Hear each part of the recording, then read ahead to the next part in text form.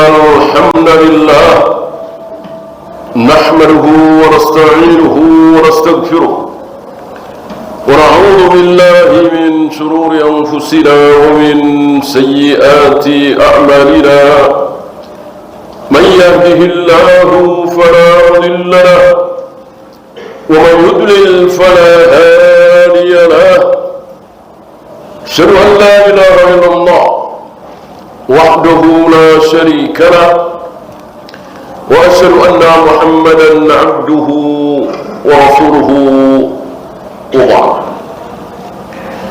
Jemaah azzakumullah, seminggu lagi atau 8 hari lagi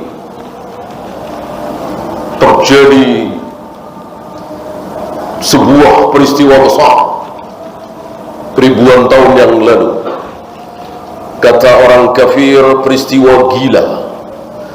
Bagaimana seorang ayah tega menyembelih anaknya, satu-satunya lagi,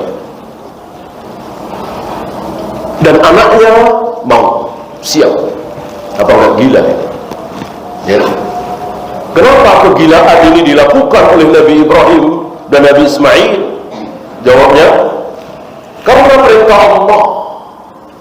Karena perintah Allah. Lihat, manusia termulia di muka bumi nomor 2 setelah Nabi Muhammad SAW, rupanya nggak pakai akal, nggak pakai logika, nggak pakai nurani.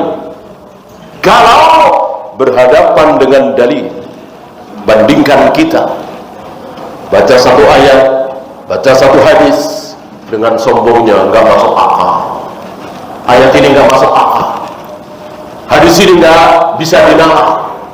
Betapa sombongnya, seolah kita lebih mulia dari Nabi Ibrahim, lebih berakal dari Nabi Ibrahim. Manusia termulia adalah manusia yang tidak menganggap dirinya, akalnya, keberadaannya dia orang-orang berilmu. Kalau yang ngomong Imam Syafi'i, Imam Bukhari, bolehlah. Saya nggak masuk akal.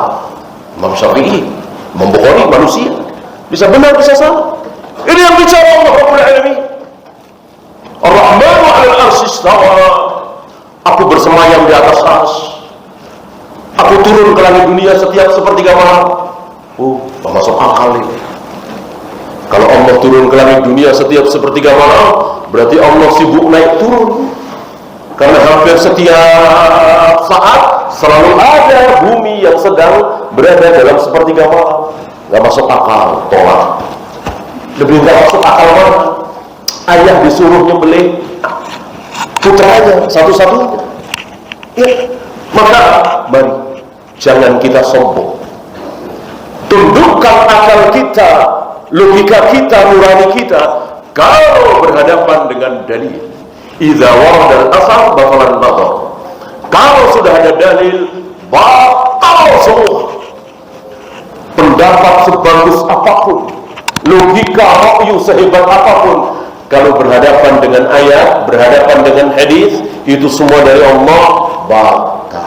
Antum tahu yang menyebabkan para sahabat diangkat tinggi-tinggi derajatnya oleh Allah, dibikin kaya raya berkuasa. Sepeninggal Nabi, antum tahu mayoritas sahabat jadi apa? Jadi apa? Jadi gubernur. Ayo, gubernur yang sekarang jadi negara. Gubernur Mesir, gubernur Syam, gubernur Irak, gubernur Yaman. Sekarang kan negara itu semua. Dulu cuma gubernur provinsi. Yang jadi gubernur siapa? Rata-rata para sahabat. Dunia dikuasai. Berangkat dari mana? Berangkat dari mereka menundukkan akalnya di hadapan wahyu. Ketika wahyu sudah bicara, sami'na wa ata'na. Ambil contoh sederhana, ketika wahyu Umar berbicara saat Nabi mengatakan bayi masih merah, bahkan belum lahir, Allah sudah tentukan surga nerakanya. Sabda Nabi SAW. Bahkan ketika kita semua masih berkumpul di sulbinya Adam, Allah sentuh punggungnya Adam dengan mengatakan, ini calon anak cucumu yang akan masuk surga. Allah sentuh lagi yang kedua kali ini calon anak cucumu yang akan masuk neraka. Umar mencoba memakai akal. Ya Rasul, kalau surga neraka kita sudah ditentukan oleh Allah dan itu sudah tertulis, nggak mungkin ada perubahan. Idzan fanattakilu ila Allah. Kalau begitu kita pasrah saja ya Allah, ya Rasul. Ya, tidak usah beramal. Langsung Nabi mengatakan, i'malu fa kullukum muyassar. Beramallah. Setiap kalian dimudahkan. Yang menuju surga mudah melakukan amalan-amalan ahli surga. Yang menuju neraka dimudahkan oleh Allah melakukan amalan ahli neraka. Mendengar jawaban Nabi, hilang akal Umar. Tidak dipertahankan. Ya beramal gimana? Kalau sudah ditentukan neraka, ngapain? Enggak ada begitu. Langsung sami'na wa ata'na. Umar mengatakan, kami belum pernah semangat beramal untuk taat kepada Allah melebihi setelah hari itu. Setelah kami mendengar sabda Nabi, i'malu. Padahal kan bertentangan. Sangat bertentangan. Ngapain beramal? Orang surga neraka kita sudah dicap. Kita semua yang hadir di sini, termasuk saya, Allah sudah cap. Ini surga, ini neraka, ini surga. Yang ngapain beramal? Itulah pikiran Umar waktu itu. Begitu Nabi mengatakan, i'malu, beramalah, selesai. Maka nggak usah ikut campur. Tentu Allah sudah tahu kita akan masuk surga atau tidak. Urusan Allah. Urusan kita nanti asar, dengar adzan asar, tinggalkan pekerjaan, tinggalkan kesibukan, ambil air wudhu, datang ke masjid, salat berjamaah. Kenapa? Karena dimudahkan. Ketika kita dimudahkan melakukan amalan-amalan penghuni surga, insya Allah kita akan menjadi ahlul jannah. Aqulu qawli hadza astaghfirullah li wa lakum.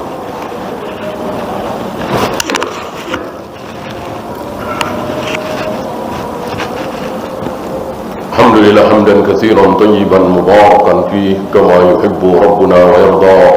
Asyhadu an la ilaha illallah wahdahu la syarika lah wa asyhadu anna Muhammadan 'abduhu wa rasuluhu wa ba'd.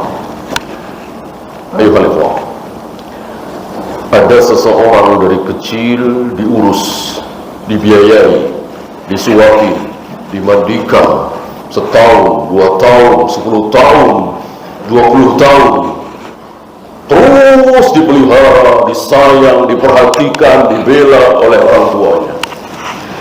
Begitu umur 21 tahun misalnya, dia ketemu dengan seseorang.